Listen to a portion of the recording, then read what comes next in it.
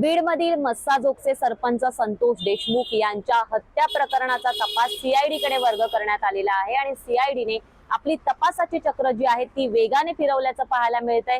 सीआयडीची अनेक पथकं ही बीडमध्ये तैनात करण्यात आलेली आहेत आणि अनेक पुरावे जे आहेत ते हत्या प्रकरणात सीआयडी करून जमा करण्यात येत आहेत। अनेक पुरावे जे आहेत ते सीआयडीच्या हाती लागलेले आहेत। अशातच या सगळ्यामध्ये म्हणजे राष्ट्रवादीचे नेते आणि कॅबिनेट मंत्री धनंजय मुंडे यांचे निकटवर्तीय वाल्मिक कराड यांचं नाव समोर येतंय। या हत्या प्रकरणामध्ये ते सहभागी असल्याचं समोर आलेलं होतं आणि त्यानंतर खंडणी प्रकरणातून ही जी हत्या आहे ती झालेली होती आणि या खंडणी प्रकरणामध्ये वाल्मिक कराड यांचा सहभाग आहे, कारण की ज्या वेळेला हत्या झाली त्यावेळेला वाल्मिक कराड यांच्या नावानं खंडणी वसूल केली जात होती आणि या खंडणी प्रकरणाविरोधात वाल्मिक कराड यांच्या विरोधामध्ये एक गुन्हा दाखल करण्यात आला आणि त्या दिवसापासून वाल्मिक कराड हा फरार आहे आणि वाल्मिक कराड फरार असल्यामुळे त्याचा तपास जो आहे तो सीआयडी कडून वेगानं सुरू असल्याचं पाहायला मिळतंय।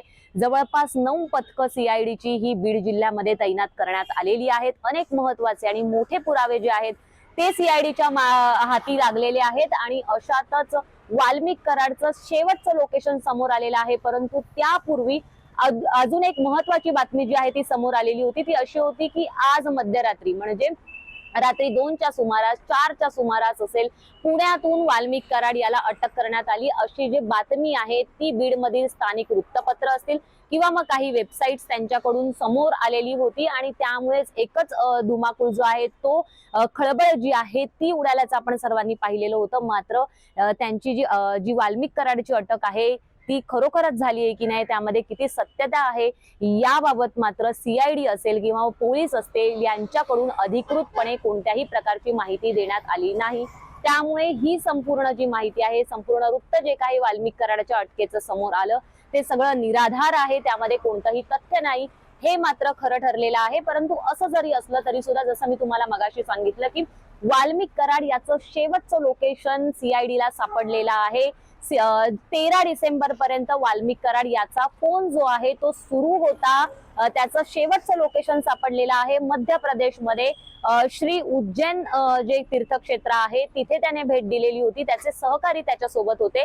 तेव्हाचा जो फोटो आहे तो वाल्मिक कराडनं आपल्या फेसबुक अकाउंटवर शेअर केलेला आहे आणि त्यामुळे 11 डिसेंबरला त्याने ही जी काही उज्जैनला भेट दिलेली होती त्याचा फोटो जो फेसबुक अकाउंटवर आहे त्यानंतर 13 डिसेंबर पर्यंत म्हणजे मध्य प्रदेशमध्ये वाल्मिक कराड याचा फोन सुरू होता। त्यानंतर तो फोन स्विच ऑफ करण्यात आलेला आहे।